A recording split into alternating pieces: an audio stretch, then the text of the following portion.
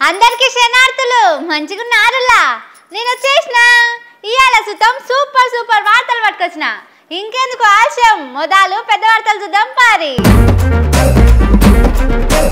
ఆగిపోయినట్టేనట సర్పంచ్ ఓట్లు అందుకే వస్తలేవట రైతు భరోసా పైసలు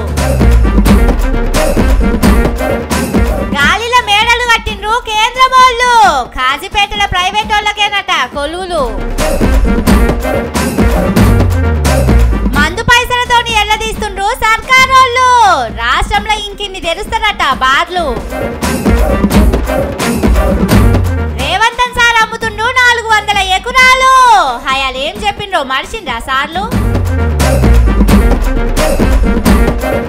అసెంబ్లీలో ఉంచుతుండ్రు ఎమ్మెల్యేలు పాపం స్పీకర్ సార్కి వచ్చినాయి తిప్పలు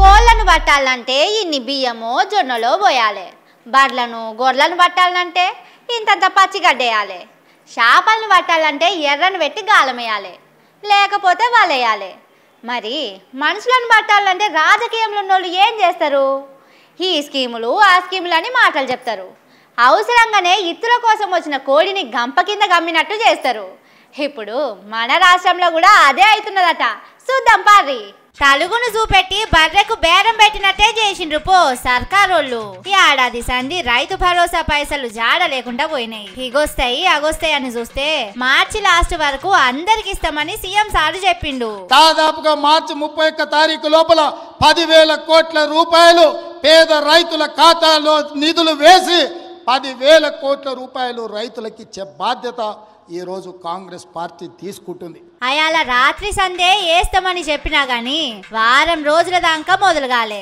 అటీటన చిన్నగా మెల్లగా నెల రోజులు చేసి 2 ఎకరాల లోపటున్నోళ్లకు ఇచ్చినమని పబ్లిసిటీ చేసుకున్నారు అండ్ల కూడా సగం మందికి సున్నం పెట్టిందని రైతులు ఏడుస్తున్నారు కానీ నెల తిరిగే వరకు మొత్తం ఓడగొడతామని చెప్పి 2 ఎకరాలు ఉన్నోళ్ళ కాడికే ఆపేసిండ్రు ఇగొస్తాయో అగొస్తాయోనని వ్యవసాయం చేసేటోళ్ళు కండ్లు కాయలు కాసేటట్టు చూస్తున్నారు అయినా జాడలేవు పత్తాలేవు అదేందయ్యా అంటే ఓట్లు ఆగిపోయినాయి కాబట్టి రైతు భరోసా పైసలు కూడా ఆగినాయని బయట మాట్లాడుకుంటున్నారు సర్పంచ్ ఓట్లు పెడతామని మొన్న సర్కారోళ్ళు రైతు భరోసా పైసలు వేసిండట కానీ ఇప్పుడు ఓట్లకు పోతే పబ్లిక్ మడత పెట్టి జోపెతట్టున్నారని రిపోర్టులు వచ్చినాయట అందుకే ఇప్పుడిప్పుడే సర్పంచ్ ఓట్ల జోలికి పోవద్దని డిసైడ్ అయిందట ఓట్లే లేనప్పుడు పైసలు ఎందుకు ఇచ్చుడని ఆపేసిండట అందుకే మిగిలినోళ్లకు రైతు భరోసా కూడా వస్తలేదని అంటున్నారు సర్కారోళ్ళు ఏమన్నా ఉపాయం చేసిందా కానీ రైతులకు ఇంత తెలియదా చెప్పుండ్రి వాళ్లకు అవసరమయ్యేటట్టు ఎవరు రైతు బంధు ఇచ్చిండ్రు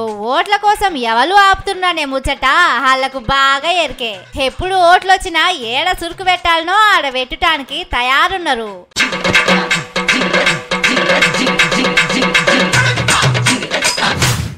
మాటలతోని కోటలు కట్టుడు గాలిలో మేడలు కట్టి అవే నిజమైన అని నమ్మిచ్చుడు ఇచ్చినట్టే ఇచ్చి అవి ఆగం పట్టించుడు గురించి అక్కడిక్కడ ఈనుడే కానీ ఎక్కడ చూసుండరు కదా కానీ మోడీ సారును బీజేపీ వాళ్ళని చూస్తే అవి ఎట్లుంటాయో గుట్టిగానే తెలిసిపోతుంది కావాలంటే మీరే చూడండి బిర్యానీ పెడుతున్నామని ఊరిచ్చి ఎల్లిగడ్డ కారంతో బోబెట్టినట్టే ఉన్నది పోన్రి మోడీ సార్ కథ కాజీపేటలో రైలు డబ్బాల కంపెనీ పెడతామని చెప్పి మొదలేమో గుజరాత్ కెత్తుకపోయిండు అటెన్క షానొద్దులకు చిన్నపాటి తెచ్చిండ్రు కానీ అండ్ల కూడా చిన్న తెరకాసు పెట్టలేదు పోన్రి కేంద్రం వాళ్ళు కంపెనీ పెడతారట గాని అండ్ల కొలువుల ముచ్చట మాత్రం మర్చిపోవాల్సిందేరట కాజీపేట చుట్టుపక్కల ఉన్న వాళ్ళకు సర్కారు కొలువులు వస్తాయని సంబరపడ్డోళ్ళందరికీ సాగు ముచ్చట సల్లగా చెప్పినట్ట చేసిండ్రు ఆ కంపెనీల 180 మంది కంటే ఎక్కువ ప్రైవేట్ వాళ్ళనే పెడతారట 1-2 పెద్ద కొలువులు తప్ప అన్ని కాంట్రాక్ట్ వాళ్ళకి ఇచ్చి బయట వాళ్ళని తీసుకొచ్చి పెట్టుకుంటారంట అంటే ఆ కంపెనీడు అగ్వసగ్గల బీహార్ వాళ్ళను ఉత్తరప్రదేశ్ వాళ్ళను తెచ్చిపెట్టుకుంటే మా నోళ్ళ నోట్లే మట్టి కొట్టినట్టేనాయే కానీ చూసిండ్రా మేము కోచ్ ఫ్యాక్టరీ తెచ్చినాం అని ఎన్ని గప్పాలు కొట్టుకున్నారు బీజేపీ వాళ్ళు ఇప్పుడేమో అన్ని తీసుకుపోయి ప్రైవేట్ వాళ్ళ చేతిలో పెడుతున్నారు నమ్మి ఓట్లేసిన జనాలను ఆగం చేస్తున్నారు ఇక ఇంత దానికి మీరు కంపెనీ పెట్టుడెందుకు సారు ఏదన్నా ప్రైవేట్ వాళ్ళకే అప్పచెప్తే అయిపోవును కదా అని అనుకుంటున్నారు అక్కడ పబ్లిక్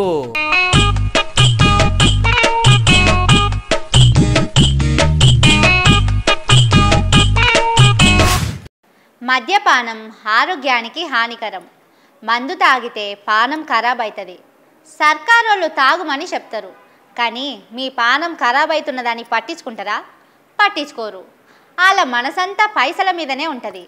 మంది పానాల మీద పైసలు సంపాదించుకొని సర్కారును నడిపిస్తారని సినిమా మొదలయ్యే ముంగట ముఖేష్ అన్న చెప్పినట్టే చెప్పిండ్రు. మరి వాళ్ళు ఇప్పుడు ఏం చేస్తున్నారో చూడండి. ఏహే ఉల్లిగడ్డ అందరికి వద్దన్నాం గాని మనకు కాదు కదా అన్నట్టే ఉన్నది పోండ్రి రేవంతం సర్కార్ ముచ్చట. ప్రతిపక్షంలో ఉన్నప్పుడు ఇదే మందు మీద ఏమన్నాడో చూడండి సారు. కాంగ్రెస్ పార్టీ అధికారంలో ఉన్నప్పుడు 50 నుంచి 60 రూపాయలు ఉన్న చీప్ లిక్కర్ ఇవాళ 160 రూపాయలు ఎందుకు ఒక క్వార్టర్. ఈ పనికిమాలినోడు చెప్తున్నాడు నేను పేదలకు 2000 పెన్షన్ ఇస్తున్నా, నేను పెద్ద కొడుకు అని చెప్పుకునే తాగుబోతు కొడుకు 2000 ఇచ్చి రోజు క్వార్టర్ తాగుతూ 3000 గుంజుకుంటుడు. ఇది ఒక్కటే కాదు, మందు మీదనే సర్కారు నడిపిస్తారా, పేదల రక్తం తాగుతారా అని చాలా ముచ్చట్లు చెప్పిండు. అప్పుడే కాదు, మొన్నటికి మొన్న అధికారంలోకి వచ్చినాక ఏమన్నాడు ఓ పాలు చూడుండ్రి. 60 రూపాయలతో క్వార్టర్ వస్తే 2 పెగ్గులు ఇంత తాగి పండుకునేది. ఇవాళ 180 రూపాయలు అయ్యింది. ఇవాళ ఎవరి కొంప గొల్లగొట్టి తీసుకురావాలి. ఇంటి ఆయన చేతిలో నగదు ఉంటే సాయంత్రం తీసుకొని పోయి బెల్ట్ షాపులు ఇస్తాడు. నీతులు చెప్పే కోతి నోతిలో పడ్డట్టు ఆయాల అన్ని చక్కటి మాటలు మాట్లాడినా సారే ఇప్పుడు మొత్తం మందు మీదనే సర్కారు నడిపియాలని చూస్తున్నాడు. మొన్నటికి మొన్న బీరు మీద 30 రూపాయలు పెంచిండు కదా, అటెనక బరండి విస్క్ మీద కూడా పెంచుతున్నాడు. ఇన్ని పెంచినా ఎక్కడి ఖర్చులు వెళ్తలేనట్టున్నాయి. మరి జూపెల్లి సారు ఇకమతు చేసిండో లేకపోతే రేవంతం సారు చేసిండో గాని రాష్ట్రంలో కొత్తగా 60 బార్లకు పర్మిషన్లు ఇస్తున్నారట. బార్లు పెడితే సర్కార్కు మస్తు ఆమ్దాన్ వస్తుంది. ఇక మందు పైసలే కాదు, ట్యాక్సులు గీక్సులు గట్టిగానే వసూలు చేసుకోవచ్చు. ఓ దిక్కు బరాండి దుకాణాలలో మస్తు మందు అమ్మాలని ఆఫీసర్లకు గట్టిగానే చెప్పిండట రేవంతం సారు. ఇక ముంగట ఆంధ్రాల లెక్కనే మన తాన కూడా ఆటోలల్లా ఇంటికి తెచ్చి మందు అమ్ముతారు కావచ్చు. కానీ ఉత్తెర చూసి ఎత్తర గంప అన్నట్టు మాట్లాడు మాటలు మార్చుడు రేవంతం సారు చూసే నేర్చుకోవాలనుల్లా.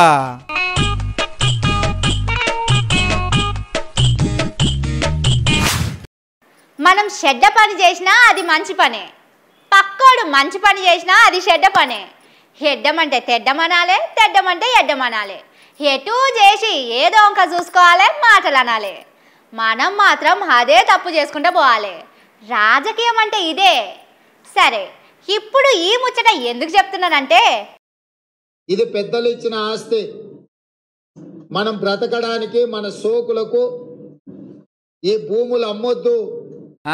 చూసిండ్రు కదా రేవంతం సార్ ఏమంటున్నాడు. సర్కారు భూములను ఎవరైనా అమ్ముతారా, ఏమైనా తలకాయ ఉన్న పనేనా అది? కారు పార్టీ సర్కారు వాళ్ళు పల్లి బఠానీలు అమ్మినట్టు భూములు అమ్ముతున్నారని ఎన్ని ముచ్చట్లు చెప్పిండు సారు. ఇదే ముచ్చట మీద అసెంబ్లీలో హరీష్ రావు సార్ అడిగితే ఏహే ఇందిరమ్మ రాజ్యంలో సర్కారు భూములు అమ్ముడా అని సంతూర్ సబ్బు యార్లో చెప్పినట్టు చెప్పిండు. అంటే 30,000 కోట్లు ఆ సెక్టార్ నుంచి రెవెన్యూ సెక్టార్ కు లేకుంటే ఆ ఖాతా నుంచి ఇటు వచ్చినట్ల ఒక్క గజం ఇందిరమ్మ రాజ్యం వచ్చిన తర్వాత ఈ రోజు వరకు మేము ఒక్క గజం అమ్మినట్లు మీరు రుజువు చేయండి. కానీ అసలు కథ మాత్రం ఇంకోటి ఉన్నది. అచ్చిబౌలిలా 400 ఎకరాల భూమికి సర్కారు ఎసరు పెట్టిర్రు. ఏడాది కింద దాకా బుల్లెట్ రైలు లెక్కనే ఉరికిన ఆమ్దాని చెయ్యి గుర్తు సర్కారులకు రాగానే సల్లగా వండుకునే ఏడాదిలోనే దగ్గర 1,50,000 కోట్ల అప్పు తెచ్చినా ఎటు మొదలైతలేవట. ఒక్క స్కీము చక్కగా అమలైంది లేదు, ఒక్క పని చక్కగా చేసింది లేదు. మరి పైసలన్నీ ఎక్కడ పోతున్నాయో ఏమో గాని ఇప్పుడు భూములు అమ్మి ఇంకో 20,000 కోట్లు పట్టుకరావాలని చూస్తున్నారట. మేమెందుకు భూములు అమ్ముతామని నిండు అసెంబ్లీలో చెప్పిన రేవంతం సారు ఇప్పుడేమో ఇట్లా అంబుక్కు పెడుతున్నాడు. ఒక్క ఏడాదిలోనే 1,50,000 కోట్ల అప్పు తెచ్చి 400 ఎకరాల భూమి అమ్ముతున్నారంటే ఇక 4 ఏళ్లు ఒడిసే వరకు 4 గజాల సర్కారు భూమి అన్న మిగులుతుందో లేదో అని అందరు మాట్లాడుకుంటున్నారు.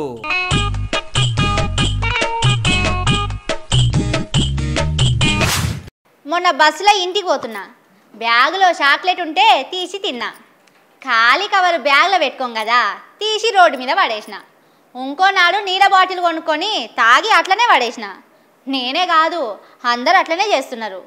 ఇట్లా రోజు మస్తు మందిని చూస్తున్నా.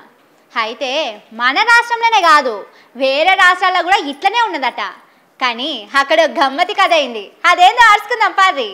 ఊరంతా చెత్తకుప్ప, నా ఇల్లు మాత్రం స్వర్గం అన్నట్టే చేస్తుంటారు చాలా మంది. పాన్ పరాగులు వేసుకొని రోడ్ల మీద ఉంచుడు చాలా మందికి అలవాటు. ఇక ఉత్తరప్రదేశ్ లో దీని గురించి చెప్పవశం కాదు. రోడ్లు ఆఫీసులన్నీ అయిపోయినట్టున్నాయి, చక్కగా అసెంబ్లీలోనే ఉంచే కార్యం పెట్టిండ్రు. బయట పబ్లిక్ అంటే తెలియక చేస్తున్నారు అనుకోవచ్చు గాని అసెంబ్లీలోనే ఓ ఎమ్మెల్యే మంచిగా పాను నమిలి ఉంచిండు. స్పీకర్ సారు లోపలికి పోతా అంటే దర్వాజా కాడ అది కనపడ్డది. ఇంత మంచిగా ఉన్న అసెంబ్లీ అసెంబ్లీలా ఇదేం పాగల్ పని చేసిండని పనోళ్ళని పిలిచి సాపు చేపించిండు. మళ్ళీ పారి ఎవలన ఉంచితే మంచిగుండదని చెప్పిండు. కానీ సారు ఇట్లా పనోళ్లతోని తూడిపిస్తే ఎమ్మెల్యేలకు ఎట్లా సోయొస్తది చెప్పుండ్రి. సీసీ కెమెరాలు ఉంటాయి కదా, ఉంచిన ఎమ్మెల్యే గారెవలో దొరకబట్టి ఆయనతోనే సాపు చేస్తే మంచిగుంటదని అక్కడి పబ్లిక్ సలహా ఇస్తున్నారు. ఈ ముచ్చట స్పీకర్ సారు కానే ఆగింది కాబట్టి ఇట్లున్నది. ముఖ్యమంత్రి యోగి సారుకు తెలిస్తే బుల్డోజర్లు పెట్టి ఎమ్మెల్యే ఇల్లు కూలగొడుతుండే, ఎమ్మెల్యేను తీసుకుపోయి జైల్లో పెడుతుండే కావచ్చునని మాట్లాడుకుంటున్నారు.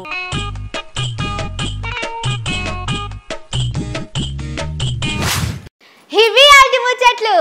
ఇంకిని ఖతర్నాక్ ముచ్చట్లతోటి మళ్ళొస్తా. చూస్తూనే ఉండుర్రి మన తీన్మార్. ఇదే అసలు తీన్మార్.